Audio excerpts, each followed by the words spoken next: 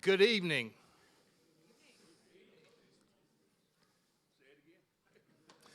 Good evening, ladies and gentlemen. Thank you. Uh, Forgive me if I cannot see anything. This light is so bright on me. So if anybody raises their hand or anything like that, don't expect me to answer because I can't see. But I want to welcome everybody to the 2024 induction ceremony of the Woodford County Public Schools Hall of Fame. My name is Ben Chandler, and once again, I'm delighted to preside this evening. 13 years ago, I was honored to be part of the first class of inductees in this Hall of Fame. For 10 or 12 years since then, 10 of the 12 years since then, I have been the MC, and for some reason, they haven't booted me out yet. I'm still waiting for them to do that, but it hadn't happened yet. I've been honored to do that, and right away, I'd like to thank our Judge Executive, James Kay, who stood in for me last year. I was off gallivanting. Is that you up there, James? Very good. Apparently, you did a very good job last year, and thank you for that. It's a special time for those being honored here tonight. But this event and this organization serve as a source of pride for all Woodford Countyans. The wealth of talent and drive that spring from here is just simply incredible. And the success of each generation is built on the ones before. We've learned there's no shortage of Woodford County graduates with exceptional talent and achievement. This marvelous theater and Falling Springs Recreation Center are sources of pride for our community also. And soon we'll have that new high school down the road that we can be extra proud of. And maybe in the future we'll have one of these events there. Tonight we're paying tribute to people who have achieved significant accomplishments during or following their time in Woodford County schools. All have enriched the lives of others. Here to welcome us on behalf of Woodford County Schools is our superintendent, Danny Atkins. Danny, where are you? Hi.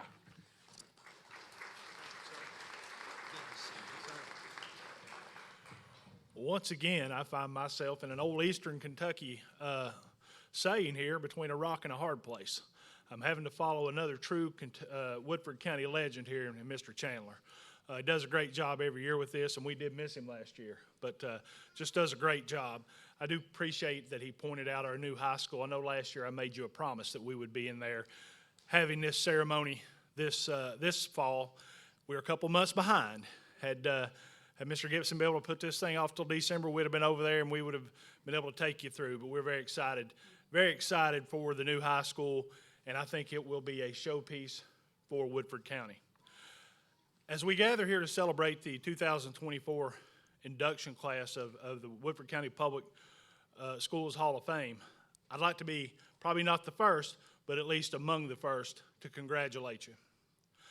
I've always said any individual that can be successful at home, go away and be successful, and then be able to come back home and be recognized by your family and your peers and your community that you grew up in, that's true success. That is true success. And as I look through this class, I noticed that we have a state championship wrestling team. We have so many different accolades across this class. We have folks with such, I guess you could say, such military expertise and I guess security clearance. You'd say, I'm afraid to even ask what they did because then I might be on the ball for something like that. So I don't want to make sure that I don't even know. But congratulations to those folks. You know, we have the president president of Corman Railroad, R.J. Corman Railroad. So again, that's a Woodford County graduate. And as you can look at by telling at me that I really like a good eatery. I know we've got Mr. Fannin here from Spark Community Restaurant over here. So we want to congratulate everyone for your successes and on your successes. And as Mr. Chandler said, we do stand on the shoulders of everybody in this room. We stand on the shoulders as Woodford County Public School, either employees or students, on everyone that has attended Woodford County Public Schools. I just want to give you a little update, and we may be tooting our horn a little bit, but hey, if you got it, flaunt it, right? So let's give a little update. We'll be in our school in December. We plan on moving our students. We plan on having a community walkthrough, if you're available and if you're in town, of the old high school, let's say a farewell on October 27th. That's a Sunday. We'd love to see everybody come out. We're going to have that walkthrough. Let's talk a little bit about what we've been able to accomplish here in the last 3 to 4 years. We have, this year, got our new assessment data back. We rank number, in the co-op, which is made up of 32 school districts, we're a number 4 ranking. We are a high-achieving school district with a green ranking from across the state. And if you look at niche and their rankings, we are the number 13th ranked school district across the state of Kentucky. And if you break that down, that makes us the number 5 public school district, because the rest of those folks were independent schools. Our high school this year ranked number 9th in the state of Kentucky in their reading and math scores. We're getting it done, folks. That has not one thing to do with Danny Atkins. That's about the staff, the students, and the parents in this community that help push our kids. That's what it's about. That's where it comes from. Also, niche rankings. We're number 1 in the Lexington area in school districts. We have done so many good things. Let's go back and think about athletics. We have a Final Four in baseball, a Final Four in football, a Final Four in basketball. Anytime you play on the last day of the regular basketball season in the state of Kentucky, and we did that on a Saturday morning over there at Rupp Arena 2 years ago, you've had a pretty good year. But we're not just talking about basketball. We're talking about across the board. Our athletics have been second to none. I know we're working on our wrestling. We're trying to get back there, guys. We certainly want to uphold the great tradition you guys have built here. So we're trying. We're working at it. Just last night, I was over here at Shelby County. Our boys won a soccer district tournament. Girls were upset. They were the number 1 seed. Girls were upset, or we probably have a boys and a girls soccer district championship. I can't go through and tell you the amount of dollars of scholarships that have been won over the last 3 to 4 years by our students. It's just unbelievable to see everything that's going on, all the great things in Woodford County. And as we like to say, Woodford County, it's where kids win and we change lives. And our staff do that, and our communities do that. I'm going to leave you with this, because like I said, there's no greater honor than to go away and do good and come back and be recognized by your family, friends, and community. I think Dorothy said as she clicked her heels together, there's no place like home. And we want to welcome everybody back home. So thank you for coming tonight.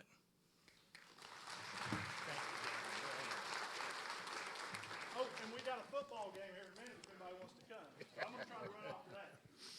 Thank you, Danny. Now I'd like to introduce a founding member of the Hall of Fame and a committee member who helped organize tonight's ceremony. He's a graduate of Woodford County High School, where he served as a teacher, a coach, a principal, and athletic director before becoming Chief Information Officer for the district. He's retired from the school district, but he's as busy and productive as ever. Please help me welcome Bob Gibson. Bob.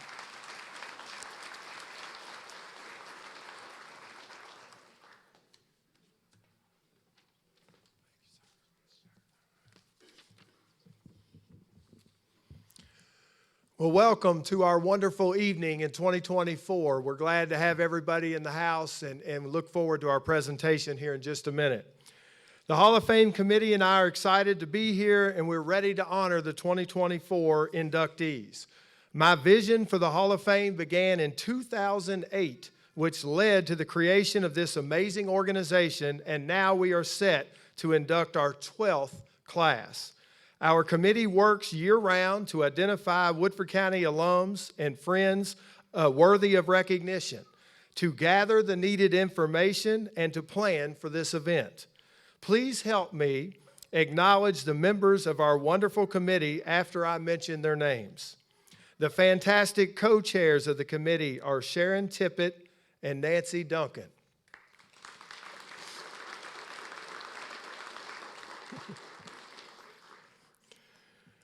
Joining me on the committee are members Nat Carter, Tricia Kittinger, Dave Noble, Wanda Rogers, Ken Tippett, Jamie Tuttle, James Kay, Dan Roof, Susan Tracy, Tom Bozart, and Tyrone Sparks.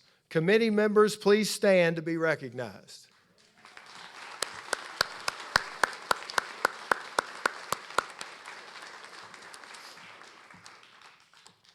As Ben mentioned, an undertaking such as this is not possible without the generous donations from our community partners. We are fortunate to have benevolent sponsors who share our vision and cause. Please note the contributing businesses and individuals in the program and on your screen. And finally, this is a special night for special people in a special community. Thank you for joining us. And now get ready to learn about some spectacular folks. Thank you again, and now back to Ben.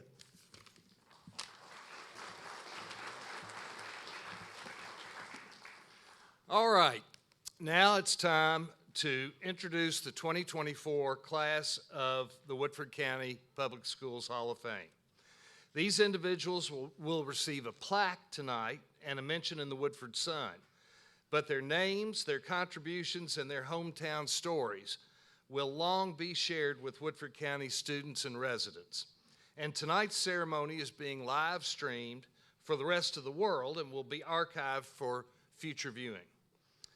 Presenting the plaques tonight are again the co-chairs and the two people who keep this thing really going, and that's Sharon Tippett and Nancy Duncan.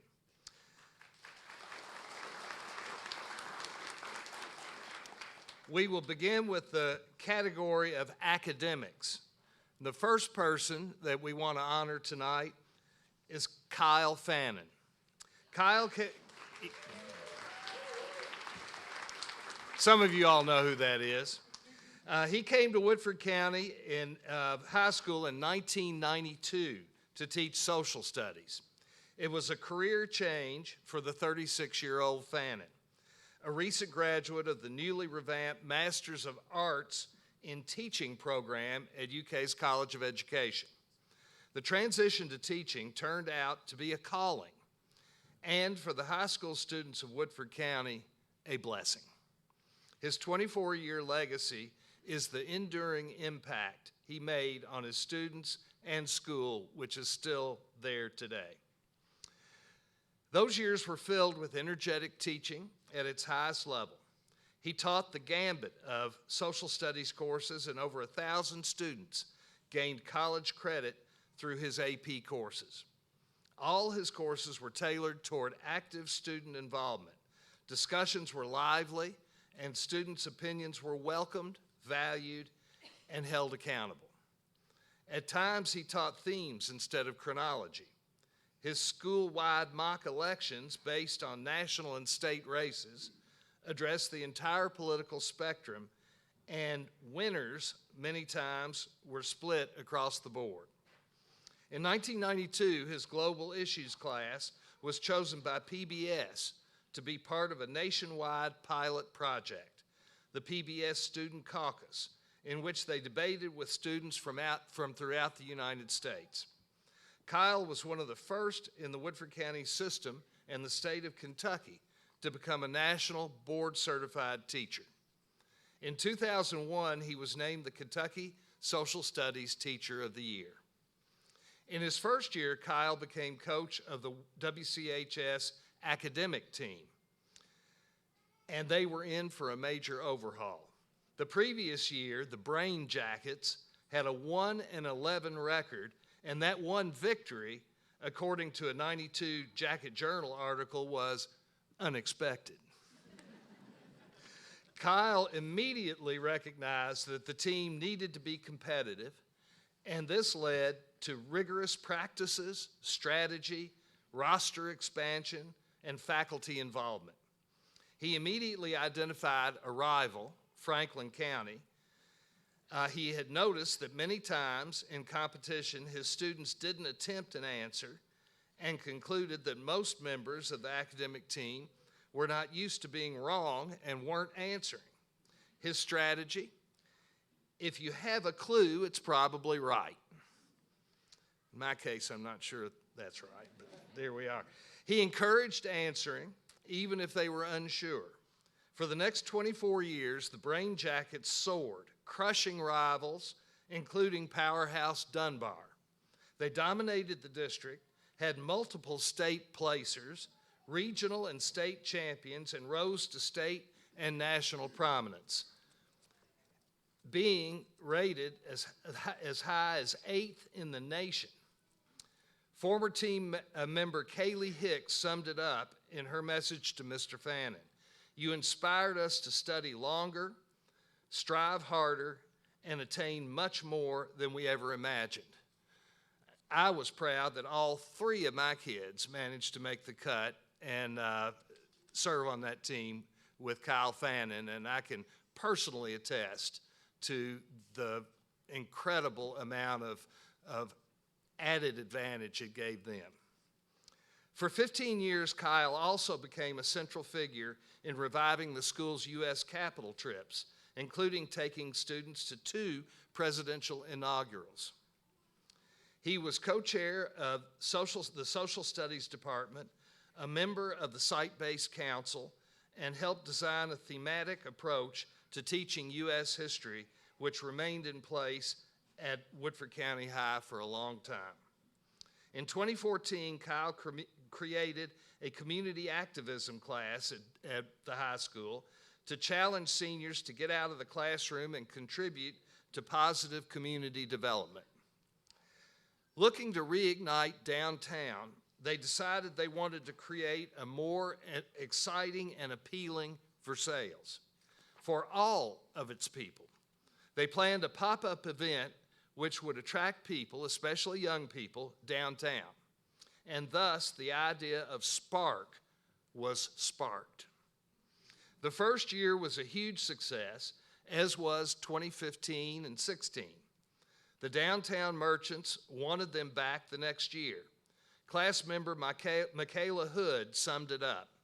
Spark is our way of showing how successful downtown businesses can be and how lively Versailles itself can be.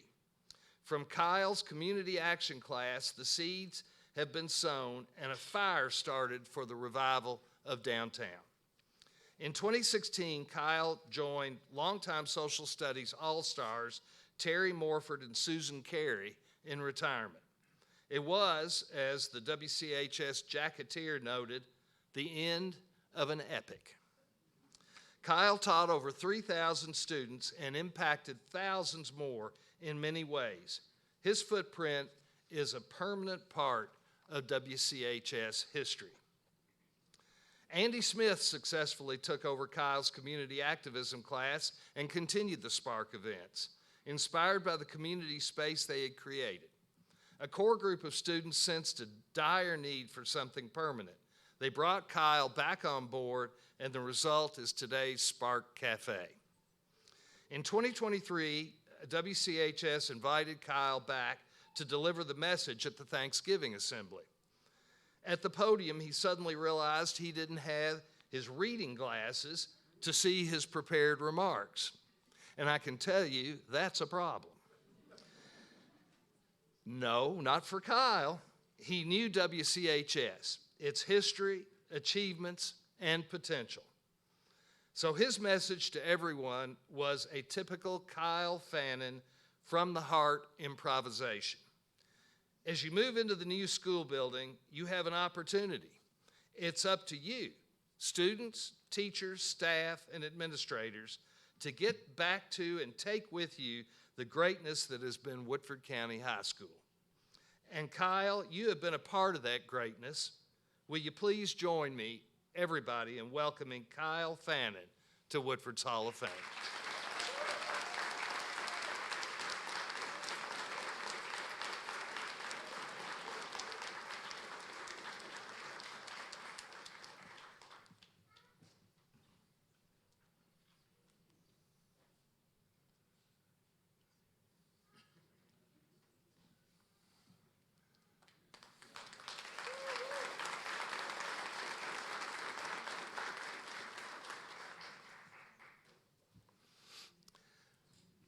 Logan Trent Pauley, WCHS class of 2011, is a noted and globally minded China watcher, scholar, author, researcher, and intelligence analyst. He is truly a product of the Woodford County Public Schools. From kindergarten at Huntertown, Simmons Elementary's Gifted and Talented program, as a medal-winning member of the middle school's district champion math counts team, to the high school, where he was an AP and honor student and impactful member of Kyle Fannon's powerhouse academic team. It was during his WCHS final semester that he was introduced to Mandarin Chinese, and his tenacity for learning this very difficult language was sparked by Chun Yang, the esteemed teacher at the Woodford County Schools Chinese language program. During his 4 years at Center College, he became fluent in the Chinese language and knowledgeable in the culture. In 2013, he saw an opportunity for immense growth, and at the urging of Center Professor Dr. Kyle Anderson, spent 11 weeks in Taipei, Taiwan, and then 18 weeks in Shanghai, China, in an immersive and intense language program. In China, he served as an educational counseling intern and gave presentations to rural Chinese middle and high school students. He was chosen as the only student from the United States to be ambassador for the Harvard Project for Asian International Relations, and featured in an article in the Center Alumni Periodical. At Center, he won numerous academic awards, was president of the Student Senate, co-authored an English translation of a Chinese short story, won Center's Beatty Ormond Alumni Prize, and in 2015 graduated Phi Beta Kappa, summa cum laude, with a BA in Asian Studies. Following graduation, Logan worked as a research and development intern in Washington, D.C. Then it was back to China as an associate analyst intern, working for the U.S. State Department and as China Bureau Chief for the SAIS Observer in Nanjing. In 2017, he received a joint master's degree from the Johns Hopkins School of Advanced International Studies and Nanjing University, graduating with the highest distinction, and get this, his master's thesis was written and defended in Mandarin. Yeah. His notable awards include a Critical Language Scholarship from the U.S. State Department, the Yale China Hands Magazine 2017 Award as Top 5 Under 25 Leaders in U.S.-China Relations, the Scoville Fellowship, and the Pacific Forum designating him a young leader in foreign policy analysis. In just over 10 years, he has written nearly 60 articles, both in English and Mandarin, which have appeared on over 30 internet platforms and at least 15 noted journals. Since 2016, Logan has made big contributions to the body of knowledge and actionable intelligence data and information, which can be used to keep our communities safe and secure. At Intel Strider, his use of open data sources and AI delivered cutting-edge intelligence, which ultimately kept forced labor goods out of this country. In recent years, he has been principal investigator on a number of Chinese fentanyl trafficking cases that have resulted in seizures of millions of lethal doses of opioids and sanctions of corporate networks. His work on illicit trade has led to federal legislation, permanent changes to multiple social media platforms, and has been the subject of features on CNN, the New York Times, and many other outlets. He has spoken at the White House, the United Nations, and many other bodies. Logan expresses gratitude about how the Woodford County Schools and growing up in Versailles shaped him in innumerable ways. He lists not a few, but ready for this, 12 teachers who impacted him as a person, and says there are many more. And he also thanks his mother for her stewardship in his early education. The biggest deciding factor in my success has been the way I've learned to treat people, the values I've gained from the community I grew up in, and learning how to befriend, care for, advocate for, and fight for people from all walks of life. I believe the Woodford County Public Schools taught me this in spades. In addition to his impactful intelligence career, he's assisted almost a dozen students with financial need gain almost $1 million in scholarship, fellowship, and financial aid. As you can see, Logan's academic career has been stellar, but most importantly, he's put it into action as an advocate for all of us. And our action tonight is to welcome Logan to our Hall of Fame. Logan?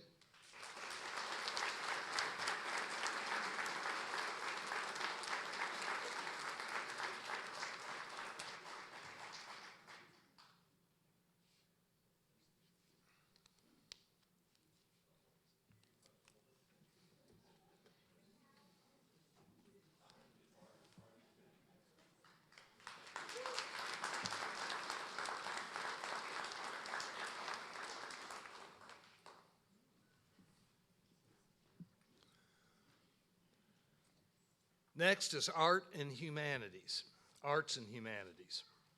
Our first inductee in this category is Damon Green, WCHS 1987, a beloved and distinguished music educator, performer, and tireless advocate for his students and the arts. The Woodford County Public Schools were an important training and proving ground for the beginning of Damon's lifetime arts career. He was a band student from 6th through 12th grades under the mentorship of Nat Carter, who described Damon as a caring individual who always wanted to learn about music and was performance-oriented. He possessed a love for the arts and wanted to share it with others. At WCHS, Damon was president of the band council and was field commander during his senior year. A 4-year member of the honors choir, his singing talents were rewarded by being named to the Kentucky High School All-State Choir. He starred in the spring musicals and fall productions, including his rendition of Benny South Street in The Music Man, under the direction of our own Wanda Rogers. As a school leader, he was an active class officer, student council member, and club officer. Following his graduation, Damon enrolled at Kentucky State University and in 1993 was awarded a bachelor's degree in musical education. He was a member and student director of KSU's nationally known choir, and under the leadership of the legendary Dr. Carl H. Smith, in 2014, the university honored him as a KSU Musical Legacy. He also earned a master's degree in education from Georgetown College. I don't know if any of you all have heard the KSU choir, but it's something. It really is. As a singer, actor, and dancer, Damon performed on this very stage in our Woodford County Theater productions, at the Lyric Theater, the Lexington Opera House, and other Central Kentucky venues. For 26 years, he served as minister of music for Versailles First Baptist Church. For 27 years, Damon was a choir and music educator at Elkhorn Middle School in neighboring Franklin County. When Damon was teaching, his classes performed a repertoire of festival, concert, pop, patriotic, gospel, spiritual, and show numbers in concert. For over 20 plus years, the Elkhorn Middle Choir sang at least once a year for the Cincinnati Reds and the Lexington Legends, and the 8th grade chorus made an annual trip to Disney World to perform for people from all over the world.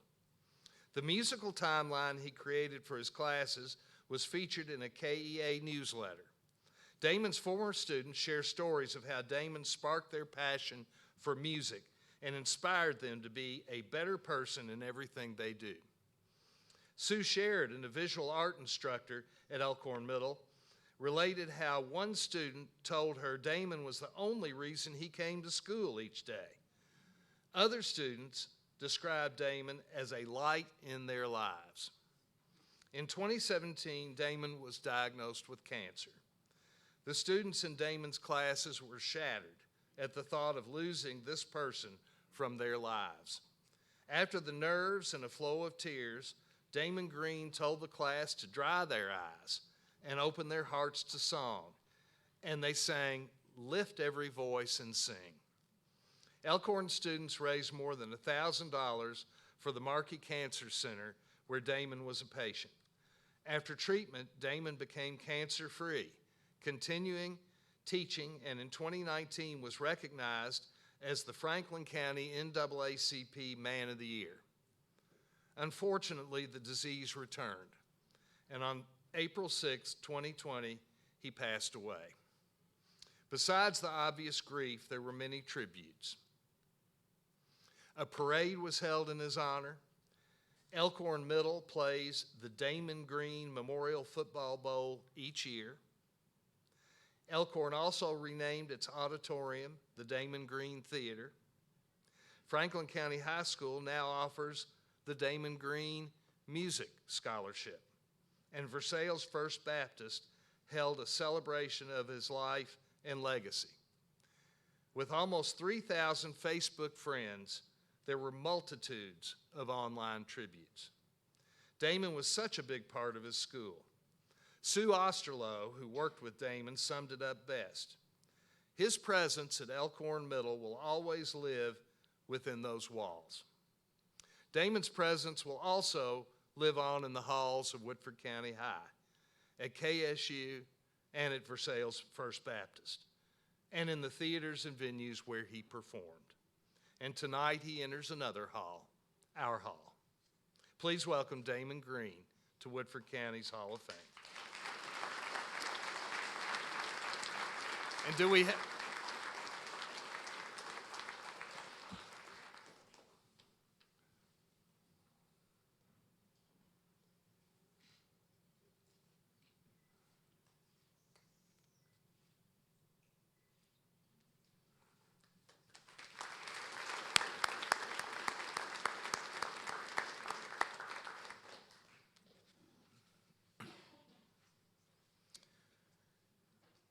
Our next inductee in the Arts and Humanities category is another Woodford County High School graduate, and he just happens to be from my era. He's proud to point out that he is a 1976 graduate of Woodford County High, a Woodford Countyan, Kentuckian, and maybe foremost, a Midwegian. The word that apparently is the proper term to describe a native or resident of the town of Midway. Bob Rouse's Woodford County roots are deep. He and his sisters, Amy and Kay, are eighth generation son and daughters of those who came here before it was either Midway or even Kentucky. Many of you know Bob as a community-minded public servant. As a promoter of WCHS in the county schools, or as a very successful vice president of the National Tour Association, where he, as an editor, leads a team of highly talented writers who showcase the NTA through digital publications and award-winning magazines and newsletters. But tonight, we honor him for something which has been central to his life for a long time now, something for which he has a passion and is very good at doing. We bring him to you for the artful humanity he has achieved as a writer. He is an author of books, an essayist, noted author of short stories, children's stories, and Christmas stories. He is a copywriter, magazine and newspaper reporter, poet, editor, marketing writer, travel writer, blogger, and scriptwriter. He is also an in-demand presenter and reader of his works, and by default, a playwright. A successful writer must have a wellspring from which his stories, plots, and characters emerge. With Bob, it's those Midwegian roots. He dedicated his highly successful and critically acclaimed first book, Christmas in the Bluegrass, not to a person, but to his town, to Midway, the finest town a boy could ever be born in, born to, and born of. He doubles down on that sentiment in the final chapter of his latest book, Up Home, A Family, A Tragedy, and the Holly Hill Inn. It's all true. Midway is that awesome. Bob went to Midway Elementary. He says that when he got a little older, he got more invested in the town of Midway. Part of that came from playing power forward on the Midway Elementary basketball team. Having a hard time envisioning that. But anyway, the team was called the Blue Jays, and he played in 1966 and 67, the 4th through 6th grade. He says, I was proud to wear Midway across my chest and Converse All-Stars on my feet. At WCHS, Bob was a school leader, honor student, musician, entertainer, and his wit and wisdom were certainly on display. He was elected senior class vice president and was an officer in several clubs and the inter-club council. 9th through 12th grade, he played in orchestra, pep stage, and marching band, and was elected drum major and won the band medal his senior year. As an actor and performer, he had leading roles in the spring and fall musicals. He lists WCHS teachers Sharon Ritchie, Dave Noble, and Annelle Vaughn as the most impactful.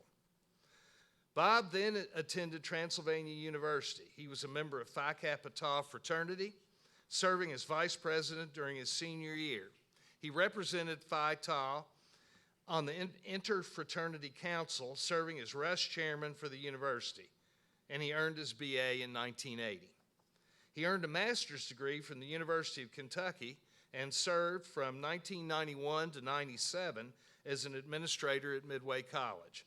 His first writing job was in the Creative Services Department of the Lexington Herald-Leader, where he took his first stab at fiction, writing children's stories which were serialized nationally. In 2010, he began his present day job with the National Tour Association. Besides his 2 major works, he also wrote, during the pandemic, a book of poetry, Backyard Poetry, Reflections on a Ho-Hum 2020, and has made many submissions to Lexington's Poetry Month. In 2006, he wrote the descriptive passages for the book Life in the Bluegrass, A Pictorial History. He continues to write and publish his short stories, the form which many people consider the bread and butter of his writing portfolio. Bob's 15 minutes of fame also came during COVID, when he invited the Toronto Blue Jays, shut out of Canada but having the same nickname as his hometown team, to play their home games in Midway. He was, for a week, featured on Canadian TV, radio, and sports sites. Surprisingly, the Blue Jays decided not to play their games in Midway. They played them in Buffalo instead.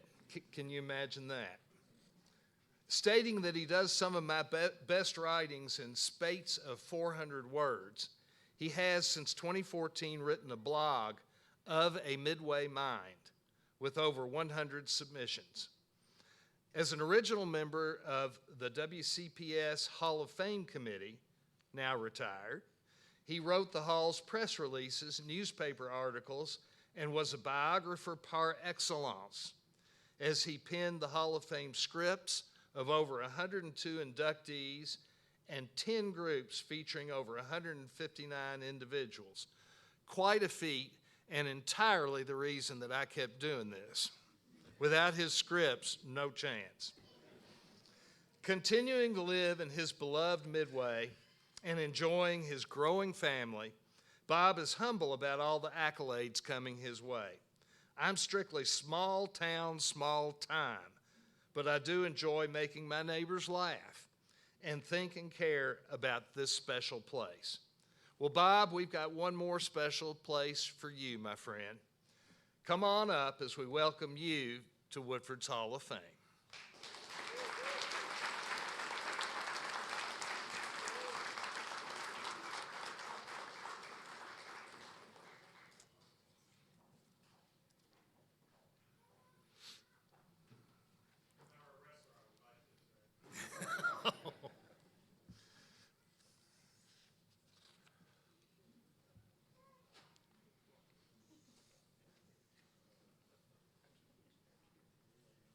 The next category is athletics. Chris Jackson, very simply stated, is the top performer in his sport in Woodford County Schools history. When he graduated from WCHS in 1993, he was, and 31 years later still is, the most accomplished sprinter ever, and maybe the school's all-time most accomplished track and field champion. In his 4 years of high school, he won more individual state championships, 5, than any Woodford County High School track and field athlete ever has. He was not only the best in Kentucky, but was recognized and competed nationally, established school records, and then went on to a successful, competitive college career at one of the nation's top sprint programs. As a runner, his speed was designated world class. Chris was not sure where his great speed came from, but could only guess that all the running he did in youth soccer had something to do with it. When he arrived at middle school, he was an around-the-clock athlete. In football, he was a defensive back and a running back who seemed to score with ease, so much so that when he was a freshman, Coach Stan Watts limited his touches so he wouldn't run up the score. Chris was a 3-year member of the Yellow Jacket football team, where his blinding speed made him a very productive runner, kick returner, and defensive back. At WCHS in track, his breakout point to greatness came during his freshman year when he set the bar high for himself by defeating WCHS great speedster Glenn Wilson. It put the idea in Chris's mind that maybe he was that good. He said, "Before I beat him, I was content with my role of being second on the team. But after that, anything less than the best was a failure." After that epiphany, his status and achievement as a runner soared. In his sophomore, junior, and senior year, he was state champion in the 100-meter dash. And in the 200 meters, he won twice, 1991 and 1992. Chris was all-state in track in 90, 91, 92, and 93. He was Class 3A Runner of the Year in 91 and 2A Runner of the Year in 92. He set school records in the 100 and 200-meter dash. His 200-meter mark stood for 25 years, and his 100-meter record still stands 31 years later. He ran the anchor leg for the 100-meter relay team, which also set a school record. He was twice an All-American and was crowned the fastest 16-year-old sprinter in the nation after winning a national meet. After his junior year, he ran a personal best 10.2 in an AAU meet in Louisville, a time which, get this, would have won the Southeastern Conference Championship that year. And that's a high school junior besting performances by college athletes. During his senior high school year, he had an eye-opening winter indoor session. In his first indoor meet ever, the prestigious Mason-Dixon Games in Louisville's Freedom Hall, Chris shocked the running world by winning the college open division. Running at the Mideast Indoor Invitational in Bloomington, Indiana, he ran a stunning 5.9 seconds, 55 meters, and beat the national high school defending champion, Jonathan Burrell. In March '93, Chris and WCHS track and field coach Wally Cook journeyed to Syracuse's Carrier Dome to join the best amateur runners from 47 states and 13 foreign countries in the Nike indoors. Greeted by the storm of the century and 43 inches of snow, Chris managed to finish 8th against a world-class field. An above average and well-liked high school student, Chris handled his talent and success with uncommon humility. He was quiet by nature, but there was a lot of noise building around him. It was being made by the college programs vying for his talent. Big-time track and field powers like Tennessee, Clemson, Florida State, and even upstart Kentucky, which was looking to develop its sprint program, all came calling. Chris had been leaning toward Clemson, but UK kept calling, and in the end, he cast his lot with the Wildcats. Coach Cook, Chris, and his dad, Oliver, were happy with his decision. Chris's mother, Lois, a major influence in his life, had died unexpectedly the previous September and had advised him to concentrate on track during his senior year. UK Sprint's coach, Daryl Anderson, had assembled a group of highly talented and national and world-class runners, and it was up to Chris to get stronger to compete. He used his first indoor season to get stronger, and in the spring, running as a freshman with 3 All-Americans at the NCAA Outdoors Championship in Boise, Idaho, he ran a leg of the 100-meter relay on a team which won second place nationally. As a senior, he qualified for the NCAA Indoor Championships by winning the Rod McCravey Memorial 60 meters dash in 6.69. His UK career was exemplary. He lettered 4 years and was an All-American. Following his college days, Chris spent 21 years serving his country in the U.S. military, 10 in the Army and 11 in the Navy. Retired from active duty and living in Georgia, he now applies his leadership skills in the transportation industry. Looking back on his Woodford County days, he expresses his gratitude to Wally Cook, who mentored him in track and field, and his football coaches, Rusty Parks, Joe Carr Sr., Stan Watts, and Mike Burkage. And now it's our turn to express our gratitude to him and welcome one of our greatest of all times, Chris Jackson, to Woodford's Hall.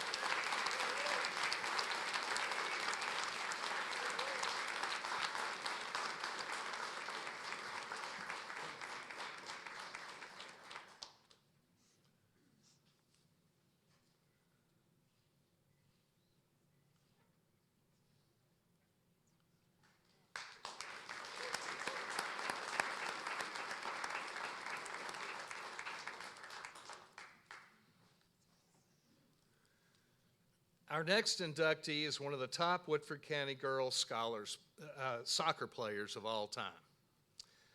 Stephanie Patterson, WCHS 2009. She captained the 2007 and 2008 WCHS girls soccer team to back-to-back state Final Four appearances and is the all-time leader in goals scored by a Lady Yellow Jacket. She's also tops in career assists and one of the few players in program history to be named first-team All-State in consecutive seasons. Her soccer journey started at age 4 and extended through middle school and high school to a successful college career capped by representing the USA in international competition. She went to Southside Elementary and Woodford County Middle School, where she was coached by Andrea Bug Brown, and she was a four-year member of the Kentucky Olympic Development Team. At WCHS, she earned 7 varsity letters in soccer, basketball, and cross country, and by the end of her senior year had achieved over 30 major athletic honors, most of them in soccer. We've already mentioned career leader in goals scored by a 29-goal margin over number 2. Now, I don't know if y'all know this, but they don't score very much in soccer. 29 goals is a hell of a lot of goals. She was career assist leader and received all-state honors. Other achievements include the 2008 and 9 WCHS Female Athlete of the Year, 2008 State All-Tournament Team, 2008 Region MVP, 2007 All-Region and Tournament MVP, First Team Academic All-State in soccer all 4 years, First Team Academic All-State in basketball, and WCHS Best Offensive Player, 9th, 10th, 11th, and 12th grades. Known for outworking her opponents on the field and leading by example, she was characterized by her coach, David McIver, as a great leader, demanding of her teammates to strive for excellence, but also holding herself to high standards. And those expectations led her team to 2 consecutive state Final Fours. After making the championship game in her junior year, she and her senior teammates turned around a slow starting season, caught fire late, and in the subsectional upset the 3rd-ranked Jessamine County Lady Colts on a go-ahead goal by Stephanie midway through the second half. And by the way, Woodford tied the score 1-1 earlier on a goal which came off one of Stephanie's assists. She was just as productive off the field as on. She was a member of the Beta Club, National Honor Society, received the 2008 Woodford County Junior Miss Scholastic Award, was selected and attended the 2008 Air Force Academy Summer Seminar, and was a 2008 Kentucky Governor's Scholar recipient. This is, in addition to the various clubs, leadership committees, and volunteer roles and responsibilities that she held throughout her high school career. And back to those Southside Elementary days. The little girl kicking that ball also had another passion. She asked her mother, Cindy Patterson, for a telescope. It seems her 4th grade class had studied space, and she was hooked on it. Out of that initial fascination, a dream was born. She wanted to become an astronaut. Her mother told us she had that dream and she never wavered from it. In October of her senior year, her longtime dream of playing Division I soccer and pursuing a career in the realm of space took a big step toward reality when she learned that she had received a congressional appointment to the United States Air Force Academy, where she planned to study aeronautic engineering and to play soccer for the Falcons. Both plans were very successful. She was Air Force's offensive MVP all 4 years, CSM Mountain West All-Conference in 2012, Crusader Class All-Tournament Team in 2011, and Air Force Athlete of the Week and Mountain West Conference Athlete of the Week in 2010. In 2013, she graduated with a BS in Astrosystem Engineering. Another in 2015, Stephanie was chosen as a member of the U.S. Armed Forces team, which finished 6th, the Air Force team in the 6th World Military Games in South Korea. So she traveled throughout the world with this dream. So that little girl's dream, soccer and space, had come true. She's had an exemplary Hall of Fame career in the defense and space industry, earned a master's degree, and today is a program manager for the Missile Defense Agency at Redstone Arsenal in Alabama. But back to her soccer days at WCHS. She says she is humbled to have had people like Bug Brown, Sarah Thornton, David McIver, Jim Tussey, her parents, and her teammates, all in her corner. Noting that soccer will forever be one of the greatest gifts that God has given me, she reminds us of what it was like playing for the black and gold. There was a sense of pride, heart, and dedication instilled in all of us that made playing at WCHS the best soccer experience of my life. Please welcome one of the black and gold's greatest, Stephanie Patterson.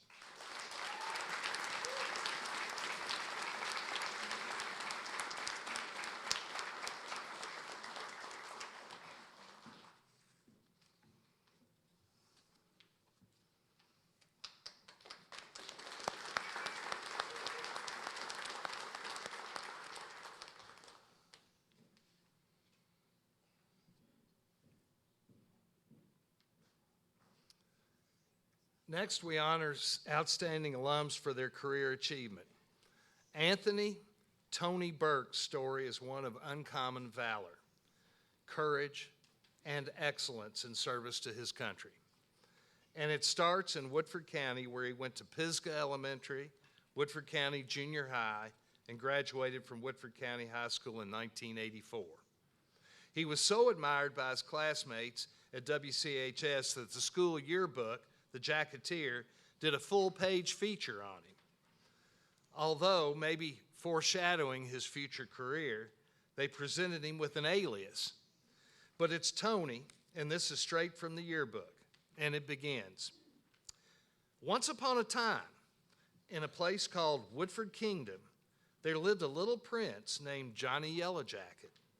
As a small child, he was influenced by Scooby-Doo and the Hardy Boys. His ultimate dream was to be a stuntman and receive all the glory and glamour that Evel Knievel once had. He decided to follow the desires of his heart and run away from home for the dreamland of Canada on his tricycle. Later, little Johnny enjoyed passing his time in the castle gardens by playing kickball and truth or dare. However, one day he made a drastic change. He began high school. He had no more time to beat up on his little sister and could now leave the castle gardens unattended. He completed his courses and displayed his valor on the football field and track. He won the hands of many fair maidens and popularity. After reading many famous and entertaining stories by Dickens and Shakespeare and successfully completing 2 term papers, Johnny Yellowjacket was crowned king of the junior-senior prom. This brought his fun-filled high school days to a perfect ending, and he was ready to face the world on his own. And face the world he did, with unparalleled vigor, tenacity, and effort. After attending the University of Kentucky, Tony joined the U.S. Marines in 1986. He served with U.S. Marine Reconnaissance and deployed for combat and intelligence operations in Southeast Asia, Central and South America. He also completed combat tours in the Middle East during Operation Desert Shield and Desert Storm. After 6 years in the Marines, Tony spent 6.5 years with the U.S. Customs Service as an inspector and contraband enforcement team leader. He returned to the U.S. Army as a Special Forces Engineer Sergeant and Explosives Specialist. In 1996, he began his highly acclaimed 25-year career with the United States Marshal Service, initially providing security for high-profile trials, protecting U.S. attorneys, judges, and witnesses under threat. In 2007, he was promoted to Chief Inspector to rebuild the Violent Fugitive Task Force in Puerto Rico.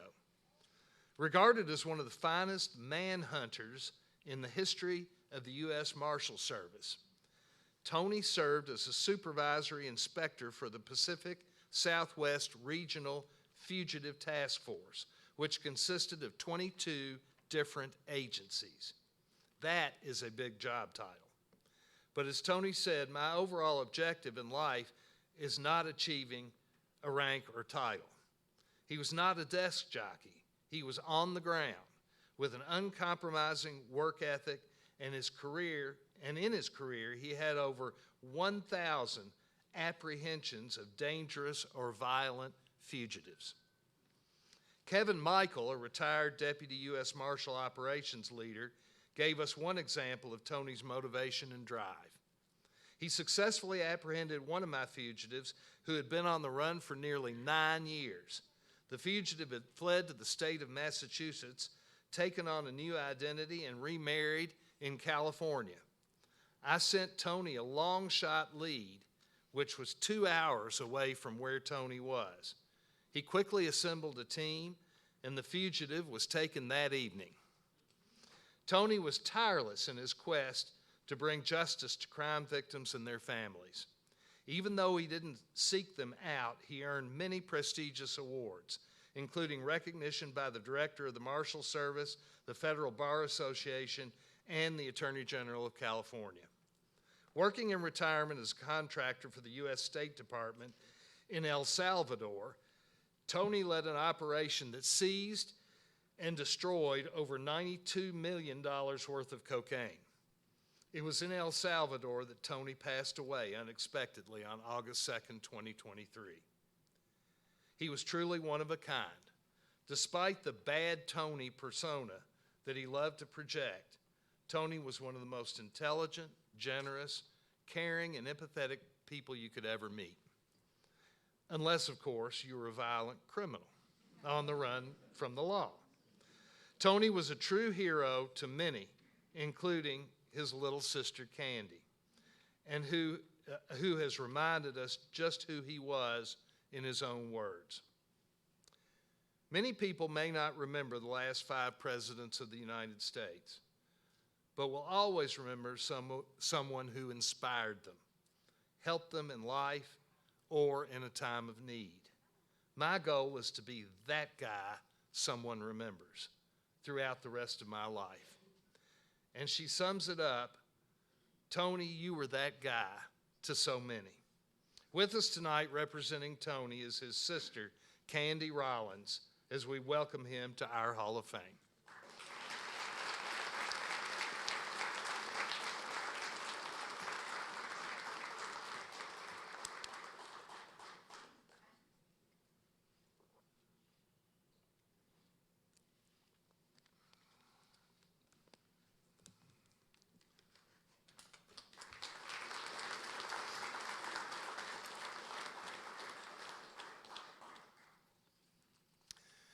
Ed Quinn III has always been a leader in school, sports, college, business, and his community.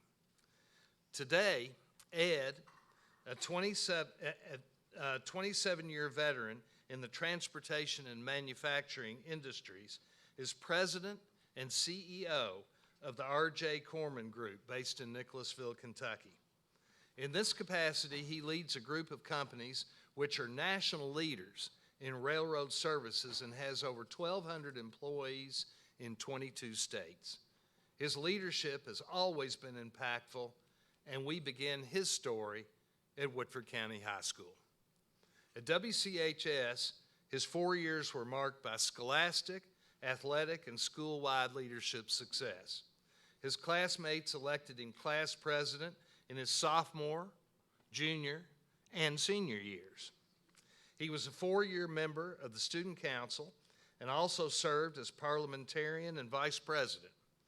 As a sophomore, he won the Hugh O'Brien Youth Leadership Award based on turning values and beliefs into action. As a junior, based on leadership and character, he was chosen by a faculty committee to represent WCHS in the Boys State program at Morehead State University. Also that year, he was chosen for the National Council on Youth Leadership and was assistant editor of the school's newspaper, the Jacket Journal. Ed was a 4-year member of the golf team, the swim team, and captained the swimmers as a senior.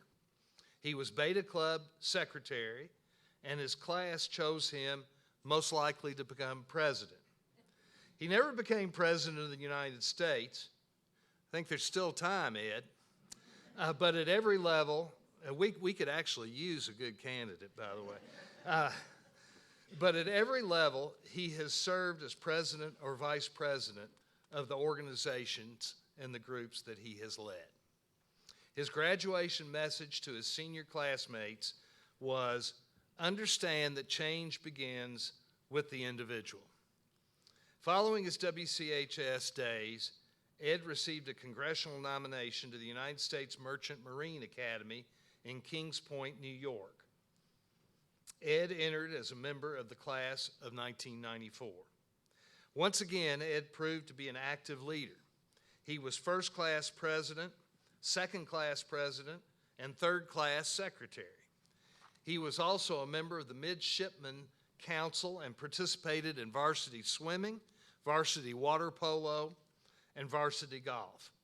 During this time, he also did an internship with Kiesel, Young, and Logan, an international law firm. His program saw him sail on 5 different ships and visit 12 different countries. He graduated in 1994 with a BS in marine transportation. As he had done at WCHS, he reminded his senior classmates what it would take going forward. Success is never luck. Instead, the product of hard work and persistence. A man's limits are defined only by his own ingenuity and imagination. With these core values, Ed began his business career in May 1994 with 2 maritime industries in Louisiana. In 1998, he returned to Lexington and his old Kentucky home, where he owned and operated an equity trading office. He began his career with R.J. Corman in December 2004 and immediately had broad scope responsibilities as general manager and company head, then vice president of Corman's Railroad Services Company. On call 24/7, 365, he led 21 emergency response units in 41 states, and the organization enjoyed a stellar reputation and growth throughout the railroad industry. After ending his first highly successful tenure with Corman, Ed moved to Big Ass Fans for almost 5 years, and as vice president for strategic contract sales, he spearheaded the firm's rapid, sustained growth. In 2016, when R.J. Corman president and CEO positions came open, its board knew exactly where to look, and Ed took the helm of the Corman Group and its 8 companies. Since then, he has been successfully carrying out the vision of their late founder, Richard "Rick" Corman, and is aware that previous successes are the springboard to future successes. Rick built a heck of a company and a nationally known and recognized organization. That's what we trade on every day, and that's why we continue to grow, said Ed. Under Ed, Corman has sustained growth, expanded operations and facilities, and held to the company's basic core values, or big rocks, as Rick Corman called them, with safety always at the top of the list. Seeing the bigger picture, he and the Corman employees have also led and supported many volunteer causes and programs in their communities. With Ed's professional and personal gravitas and knowledge, he has been called on to serve on numerous advisory boards, and a recent appointment to the Surface Transportation Board's Rail Energy Transportation Advisory Committee shows how much he is respected nationally. His education and professional career has taken him all over our nation and even the world, but he looks back and notes how instrumental Woodford County and its schools have been in his life. Thanking teachers Dave Noble and Steve Bush, he also recalls, "We moved here when I was in the 5th grade, and the community immediately accepted and adopted myself and my sister Lorraine. This is a special place." Well, Ed, it's special people like you and your family who have made this place what it is. Welcome home to Woodford's Hall of Fame.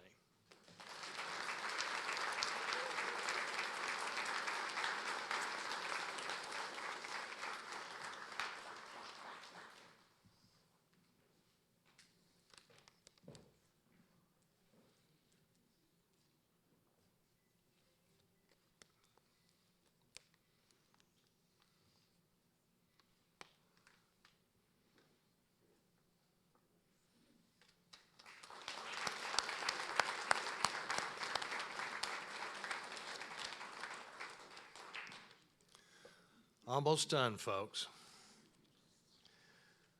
Another avenue for induction into our Hall of Fame is special recognition for a notable team or group. As most of you know, the wrestling tradition at Woodford County High School runs deep and long. The walls and the trophy cases at WCHS tell a story of an almost unparalleled history.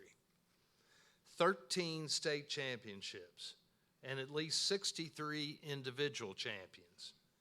In the 12-year history of the Hall of Fame, we have inducted 4 state champion teams, 4 individuals, all of whom were 3 or 4-time repeat champions or multiple sport state champions, and individually, 2 coaches who led multiple championship teams.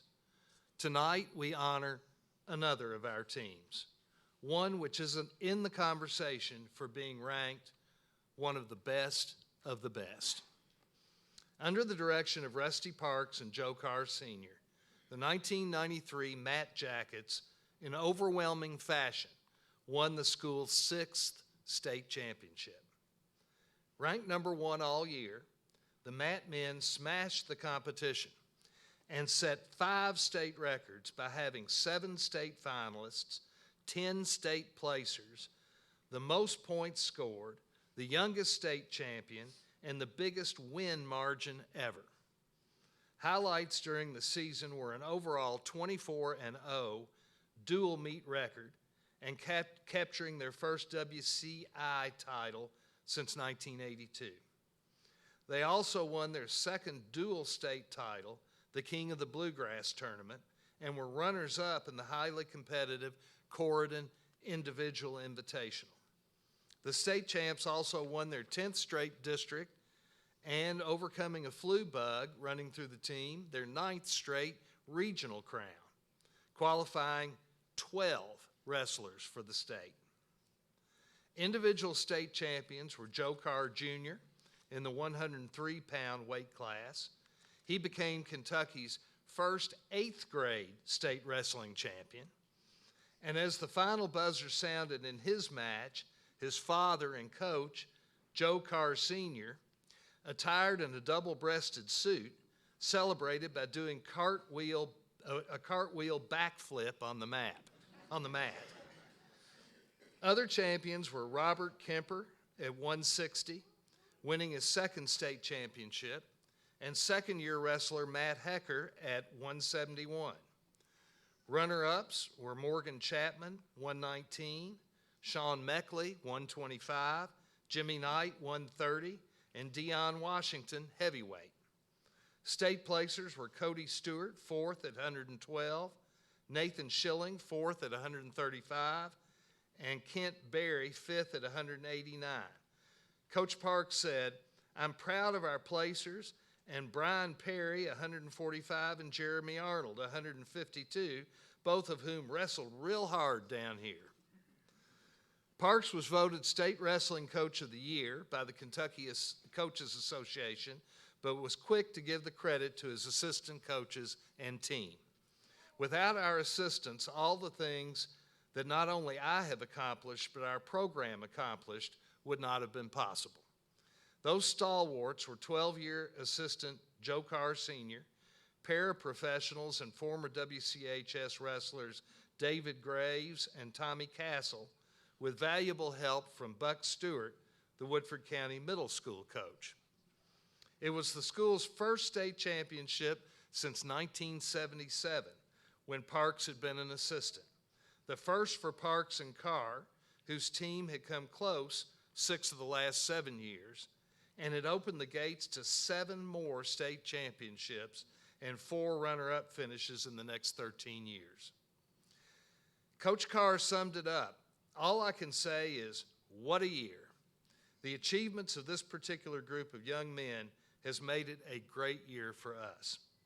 And he closed with, this will probably go down as one of the greatest teams in Woodford County. And Coach, it still is, and tonight we welcome this group of athletes to their rightful place in Woodford's Hall of Fame. As I call your name, please come forward. First, the coaches. Head coach Rusty Parks.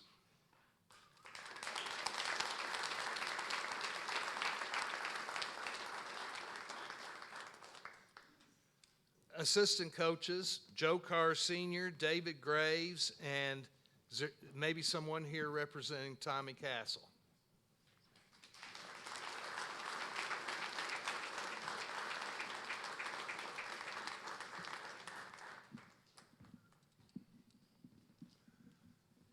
The 8th grader, Joe Carr Jr.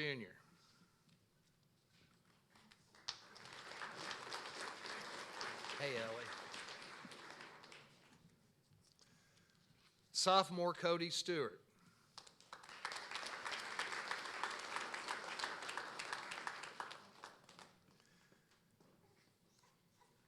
Juniors, Jeremy Arnold, Kent Berry, Morgan Chapman, Brian May, and Jason Miles.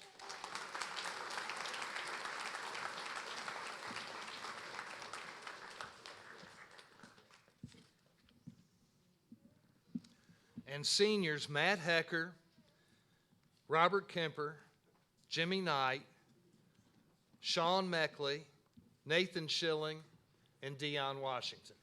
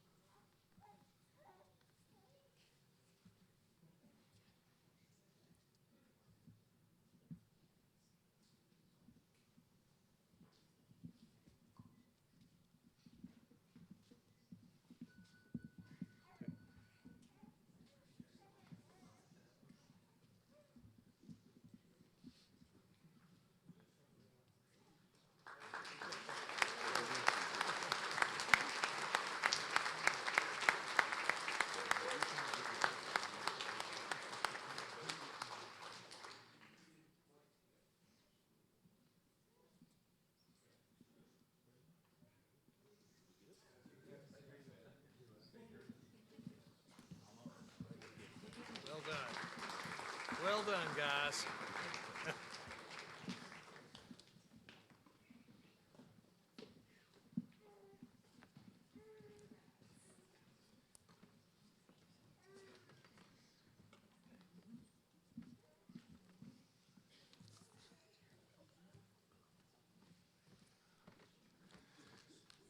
All right. I want to remind everybody that Bob Gibson will come up.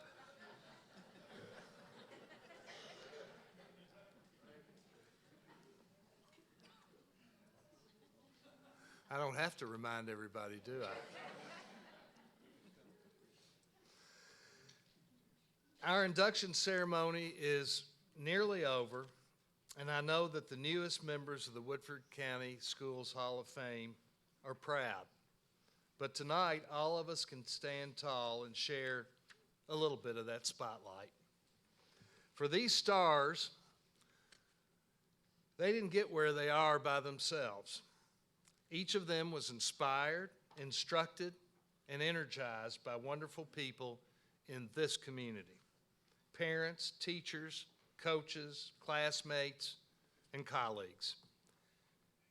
It really is true that it takes a village to raise a child, and a servant, and a hero, and a leader.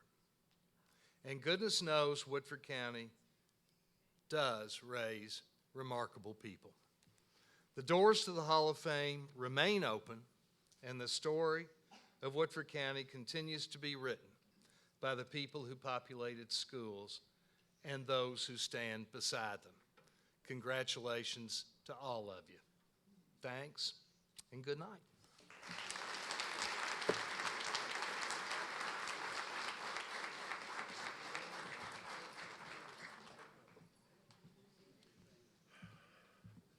All right, next up, everybody, we're going to go down to the football field for each of the inductees and team to be introduced at the halftime of the game. And we've got 3 different directions that those individuals need to move. So please listen to all 3, depending on what your role is of being here with us tonight. Family members who can walk over to the football field without assistance, you're going to be going out. Once you leave the theater, you're going to go with Nat Carter, who's going to be up at the top, and you're going to walk through the Falling Springs building to the left side. Okay, so he'll be up there. He'll greet you, and you all will go to the home side of the football field in order to get in, see the ceremony. All of those that need assistance, family members needing assistance, we have that assistance out the front doors of Falling Springs. Tricia Kittinger will be your guide there and will put you on a cart or some sort of transportation to get you there. And lastly, all the inductees, including the team, the people who will be on the field walking across, you come forward to the stage, and you're going to go with Tom Bozarth over here out the back of the stage and walk down to the visitor side, and there's some seats for you, and then, of course, we'll walk across the field at the 50-yard line. So at this point, again, thank you for joining us tonight. We'll enjoy the football ceremony next, and you can go to your respective spot.